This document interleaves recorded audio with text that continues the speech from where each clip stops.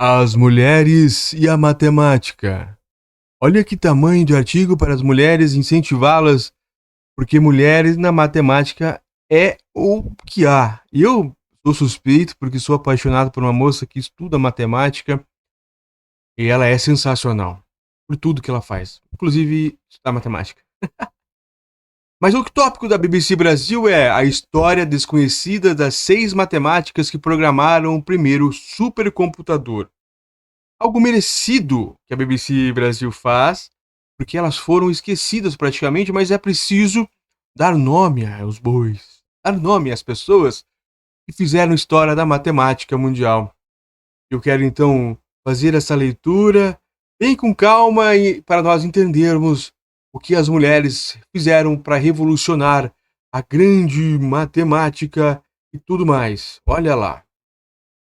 Diminuímos meu tamanho para quem nos acompanha por imagens também, mas quem nos acompanha apenas por áudio, aquele abraço. Aqui é Ronan Botelho, fazendo leituras reativas, e aqui neste canal eu somando. Tem outros por aí que falam sobre ciências, falam sobre tecnologia, mas aqui eu somando e é sobre matemática. Sobre os números, tem aqui nosso clube de matemática também pela UEL FM. Olha, eu falo até como se estivesse na rádio. Mas a voz para o YouTube tem que ser diferente, porque a voz que faz lá para a rádio, o algoritmo me derruba. Então vamos começar a leitura sem delongas, a história da desconhecida das 6 matemáticas que programaram o primeiro supercomputador. Como é que será que foi? Vamos iniciar a leitura então deste artigo que assim, eu tenho certeza que é magnífico. É de 14 de fevereiro de 2023, é deste ano ainda, então era novinha. Abre aspas, começando a leitura. Já abrindo aspas. Essa é uma citação. Vamos ver de onde é. Vamos lá. Um dos maiores segredos da guerra. Uma máquina surpreendente que aplica velocidades eletrônicas pela primeira vez a tarefas matemáticas até então muito difíceis e complicadas de resolver. Foi anunciada essa noite pelo Departamento de Guerra. Noticiou o jornal americano New York Times em 14 de setembro de 1946. O artigo falava sobre o ENIAC, Electronic Numerical Integrator and Computer, ou Computador Integrador Numérico Eletrônico. O primeiro computador digital eletrônico programável de uso geral. Ele seria uma espécie de tataravô do dispositivo que você está lendo a reportagem neste momento. Ou ouvindo, né, no caso. O artigo detalhava que foi, abre aspas, foi inventado e aperfeiçoado por 2 jovens da Moore School Electrical Engineering, Dr. William Macaulay, de 38 anos, físico e meteorologista amador, seria um meteorologista amador, e seu sócio, J. Presser Ecker Jr., de 26 anos, um engenheiro de projetos. O que é um meteorologista amador? O texto também dizia que muitos outros da escola também ajudaram. O governo aprovou o projeto em 1943 e exatamente 30 meses depois, o computador estava funcionando, fazendo com facilidade o que muitos homens treinados faziam durante duras custas. O que eles não mencionaram na extensa reportagem é que eles, muitos outros que forneciam ajuda, não eram apenas homens treinados, mas sim 6 matemáticas talentosas que, por sinal, fizeram muito além de apenas ajudar no projeto. E aí é que começa. Essas omissões não ocorreram apenas no famoso jornal, nem apenas naquela ocasião. A façanha das matemáticas de programar o primeiro supercomputador moderno do mundo, partindo do zero, passou despercebida. Que injustiça! Mulheres e propagandas de geladeira. Justiça seja feita. As jornalistas não tinham como noticiar algo que sequer sabiam. Olha, o campo da computação estava no começo. O que eles viram foi apenas uma máquina enorme e ninguém entendia de que programação. Além disso, ninguém falou a eles sobre as matemáticas. Então foi por isso também. Embora tenham participado da primeira apresentação pública do supercomputador no 1º de fevereiro, elas foram incumbidas de servir o café durante o evento. Olha que coisa maluca.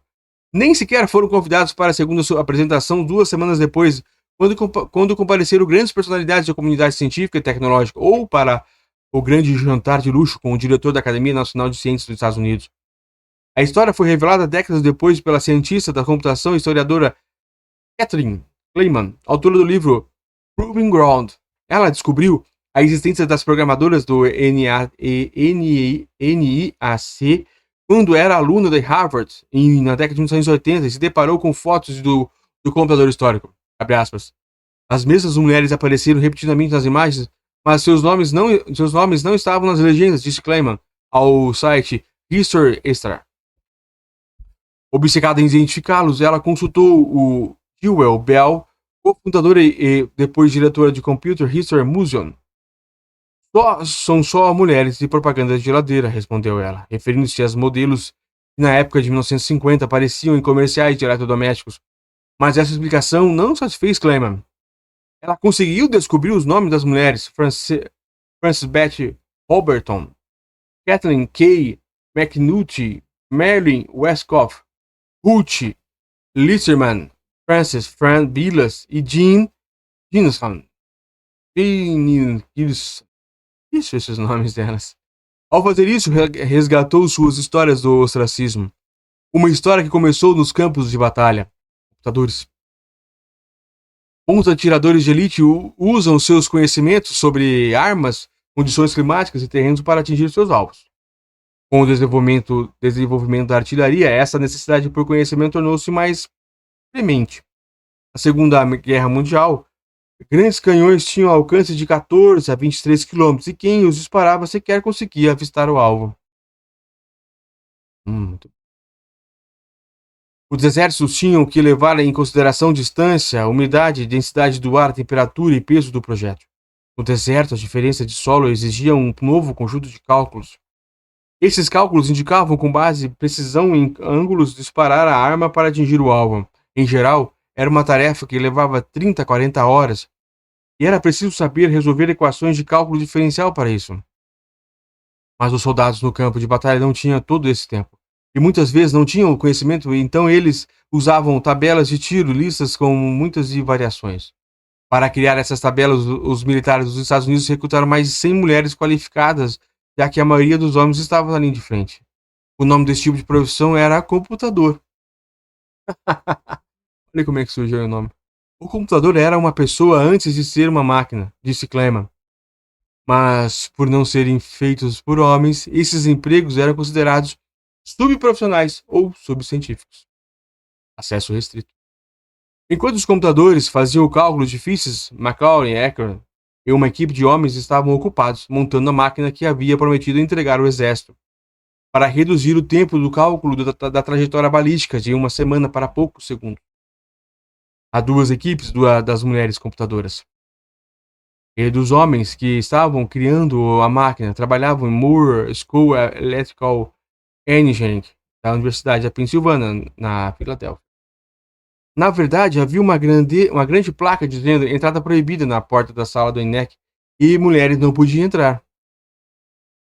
Quando a guerra estava quase no fim, Macaulay e Ecker confirmavam que hardware experimental, 2,5 metros de altura, 25 metros de largura e pesando 30 toneladas, estava pronto. Ninguém tinha certeza que realmente funcionaria, disse Clayman. Mas quando revisaram o contrato, perceberam que tinham que entregar ao exército não era a ENC. A sua missão era construir uma máquina, mas construir uma máquina que calculasse a trajetória da balística, esclareceu o autor. Foi então que escolheram as 6 melhores computadoras e disseram a elas: nós a construímos, mas vocês têm que programá-la. Gostaríamos de ver o programa pronto em breve. Tentativas. Embora fossem matemáticas altamente treinadas, elas não tinham um plano de voo para executar a tarefa. Eles não deram esses grandes diagramas de blocos, eles deveriam estudá-las e descobrir como programá-los. Obviamente, não tínhamos a menor ideia de que estávamos fazendo, recorda uma das matemáticas. Elas tiveram que tatear no escuro em busca da solução. Ainda não existe nenhuma das centenas de linguagens de programação que conhecemos hoje. Você não podia nem sentar na frente do ENIAC e escrever as instruções, simplesmente não haviam essa possibilidade, observou Clayman. É por isso que acho que tão fascinante o que elas fizeram. Primeiro, elas tiveram que aprender como funciona as 40 unidades do integrador. Uma era um multiplicador de alta velocidade, outra um divisor de raiz quadrada, e havia 20 módulos de algo chamado um acumulador que podia somar, subtrair e armazenar temporariamente um número. Em essência, o ENIAC era uma espécie avançada de calculadora ligada entre si para transmitir informações de uma máquina para outra. Então, eles tinham que separar uma equação complicada para calcular as trajetórias balísticas em estágios muito, muito incrementais, que é o ENIAC, ou mesmo qualquer computador poderia manipular. Depois era preciso encaminhar fisicamente os dados e as instruções a cada microsegundo do programa para alimentar o ENIAC. A máquina tinha fios grossos para os números e girava de uma unidade para outra e tinha outros fios finos para que se chama de pulso do programa. Não era bem uma instrução, era um pulso que iniciava uma operação. Se, por exemplo, o multiplicador de alta velocidade fosse configurado para setar os dois números, ao receber aquele impulso, ele multiplicaria e enviaria o resultado para outra parte do ENIAC. O resultado desse enorme e brilhante esforço, tanto dos inventores do hardware quanto dos inventores do software do ENIAC, foi uma máquina incrível. Olha, e introduziu diversas melhorias, entre elas o uso de um sistema binário que permitiria realizar cálculos em uma velocidade até então inimaginável. Havia também as desvantagens. Reprogramá-lo era um pesadelo, pois envolvia religar tudo com cabos, algo que poderia levar até 2 dias. Apesar disso, o que todos aprenderam ajudou os desenvolvedores a melhorar a próxima geração de computadores. Uma das principais pesquisas do ENIAC foi mostrar o potencial do que poderia ser feito. Olha só. Malkley e Eckert ficaram famosos e foram acreditados com criação e pleno funcionamento do que a imprensa chamou de o grande cérebro, o cérebro eletrônico, ou o Einstein mecânico. As 6 matemáticas do ENIAC foram apagadas dessa história, mas continuaram a contribuir com avanços tecnológicos. Se você é a primeira em um campo, não há ninguém que possa dizer que você não pertence a ele, diz Clement. Cada uma delas deixou sua marca na vanguarda da computação. Betty Robertson, por exemplo, criou o primeiro código de instrução, inventou a primeira rotina de classificação, um material que permite classificar as coisas no computador e o primeiro pacote de software.